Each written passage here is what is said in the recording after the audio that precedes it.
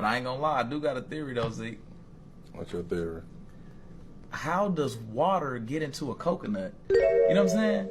Like, it confused me for a second when I was looking at it, because I'm like, bro, I drink water, right? Mm-hmm. But I was like, I'm drinking coconut water right now. but that's what I'm saying. Coconut don't drink water. Like, coconuts don't drink water. Like, I drink water, right? But a coconut don't drink water. What do you mean coconuts don't drink water? Why would they drink water? Because how else would it get inside of it? If I'm not mistaken, they absorb it through the roots. So are we drinking like tree pee? What are we drink?